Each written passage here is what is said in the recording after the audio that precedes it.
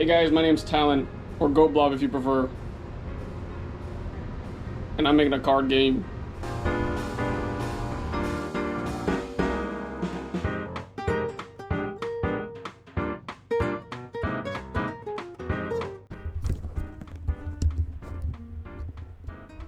Sorry, mic was messed up. Okay, today we're getting right into it. Actually, I lied. We're not getting right into the video today because I have some important business to discuss. We are going to war, gentlemen and ladies and gentlemen. We have found an enemy of the state. And who is that enemy, you may be asking? It's that guy! Look at his account! Look at his username! It's the same as mine! And I made my account second so it looks like I just copied him, but I didn't even know he was there! We gotta get more subscribers than him so it looks like he copied us! That's what we gotta do. We gotta, look, that's my account. That's how many subscribers we got. That's how many subscribers they got. Are you with me or are you with them? That guy right there. I don't even know who it is. That guy. Let's look at his account. He didn't have a video yet and he's still doing better than me. We're clowning. We gotta stop him, guys. We gotta get more than him. Look, that right there, that number is gonna go up more than that one. That's the goal right now. We gotta get that number higher than that number. Okay, that's all I really want to know. You can watch the video. So I'm making a card game. It's about trains. It's supposed to be story-based, and I don't have a story yet. If you haven't seen it, check out the last video. That tells how to play, all the rules and everything. Okay, here we go. So, in order to make this game story-based, obviously I need some story. So I've decided to come up with lore this week. So that's what I've been doing. Each station is going to be run by a different group. We talked about this in the last video. So today, I'll be sharing which groups rule what. That's about 45 seconds. We did that pretty quick. That was pretty good.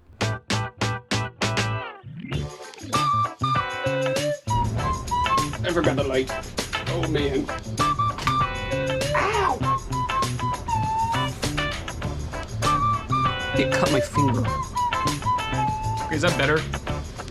Yeah, that looks a little better. Okay. Anyways.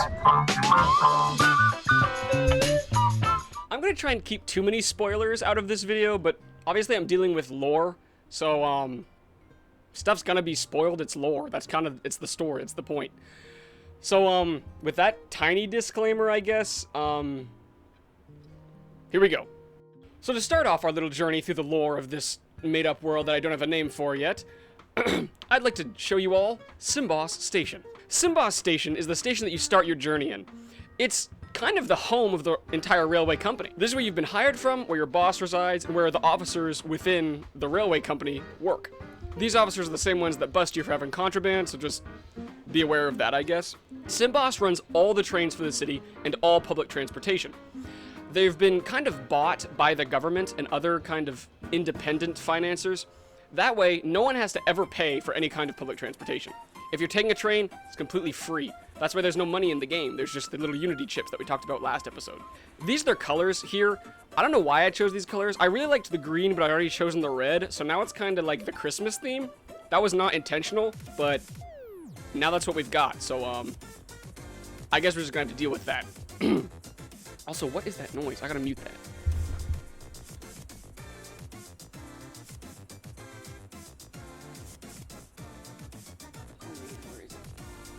Okay, I think we fixed that.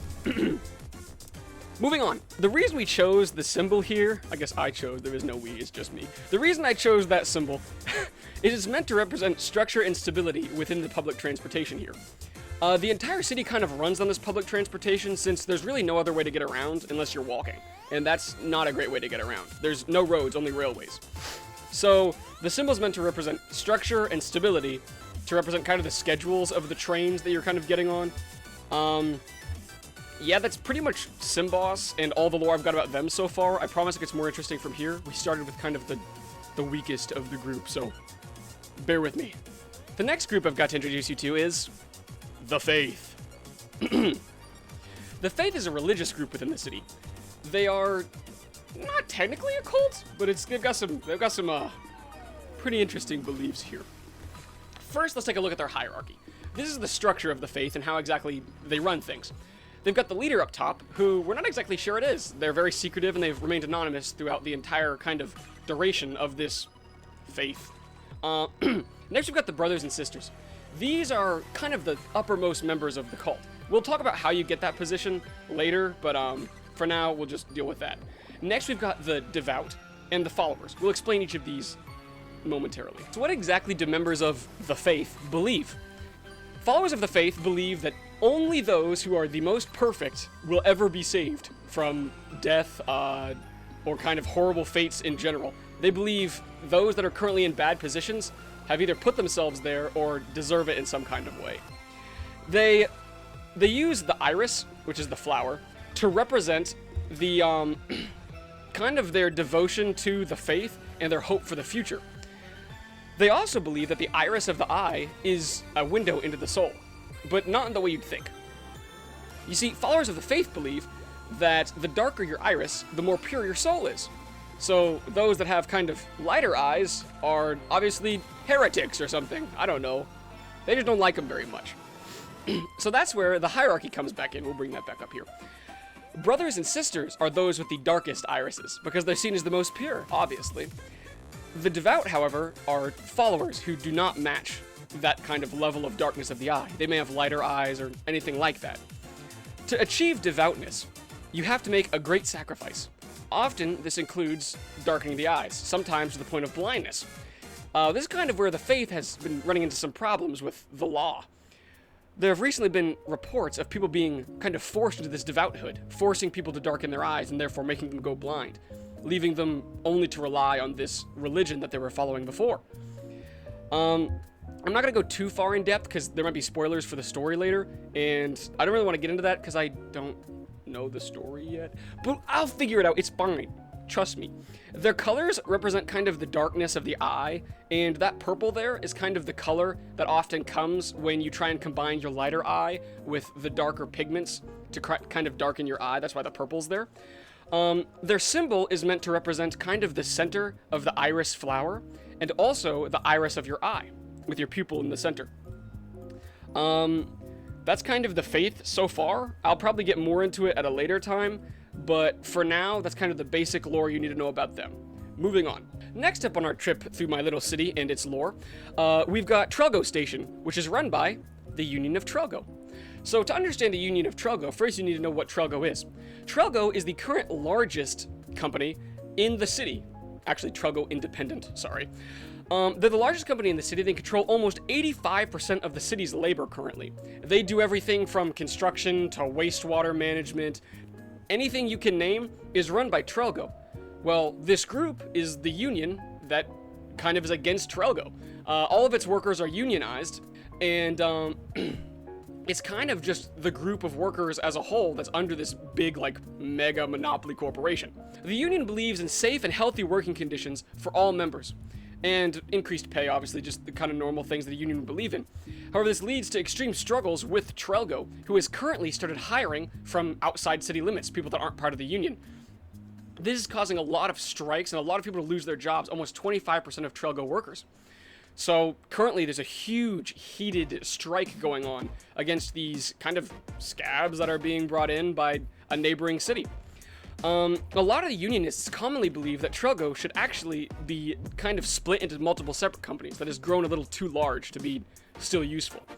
The triangle symbol of Trelgo Station is meant to represent the triangle made by the Trelgo logo, and it's meant to represent the center of it, to kind of show the unity between all the different parts of Trelgo, because there's so many different moving parts that really everyone has a different job. Their colors are meant to kind of represent structure, kind of, just like the brown, the orange, the yellow, and kind of safety as well. So that's the Union of Trelgo. Please ignore any terrible drawings that I may have put on there.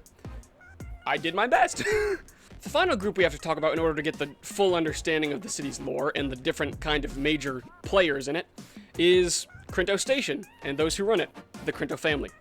The Crinto family is a crime family that's recently moved up in the ranks of the city and managed to gain control of one of the railway stations. They're driven mostly by greed and their pride. They want more than anything to have a mark on history, that way people remember them for later generations. They're currently run by their oldest current member, named Tara Crinto. That's kind of like Mema Crinto. Mema Crinto is Tara Crinto. The Crinto crest, which is their symbol, has actually been around since the Middle Ages. It's been in their family the entire time. They were once known for being knights when they were back in the Middle Ages. Not that that's super important, but still a thing. The Crinto family predominantly deals in experimental drugs that are not deemed safe for commercial use. Instead, they're kind of sold on the street. These aren't all like hard drugs like you'd imagine, like psychedelics or that kind of thing. Some of them are actually useful for treating different diseases. However, they're too volatile to be actually commercially used. They require large amounts of strange different materials in order to make these drugs and manufacture them. So you might be delivering some things for them in that kind of regard. The Crintos are unbelievably loyal, and they are known for extreme retaliation against those that have wronged any member of their family, even if it demands sacrifice from other members. They also, the reason they've grown so big recently, is because they're actually willing to accept anyone into their schemes, as long as you prove some level of loyalty. They're even willing to let people change their last name to join the family, if they prove loyalty beyond any other kind of recognition. Yeah, they took the district and the outer city limits. I think that's pretty much it. Oh, the family colors. The family colors represent the blue was from their crest. That's why they still have it. The silver and gold represent kind of their pride and greed. Yeah, other than that, I think that's pretty much it for them. So now that we've got a short little overview of kind of like all the different lore components that may be involved with the city and the game, we can actually start planning out the story better, and that will lead to kind of faster production of the game and kind of getting it finished quicker, which I'm kind of excited about. I have an idea for a couple of storylines where the like different groups will interact. I just have to like figure out the moving parts of it, and I know I promised art. I'm sorry, I have done very little, but I do have a little bit to show. So we're gonna put that on screen now. These are gonna be like kind of major players within the game. They're gonna have either their own storylines or kind of storylines that connect to others. I'm not completely sure about that yet. But yeah, I am working on the art, I promise. I'm not just bump on the log lying about the art thing. It's getting done, just very, very slowly. Now that I have the lore done, I can actually start working on art for each of the stations too.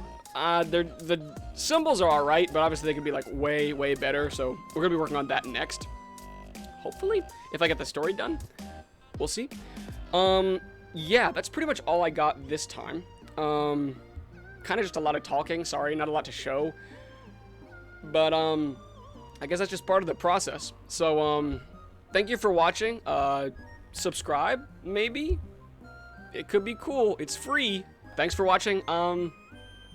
Bye-bye.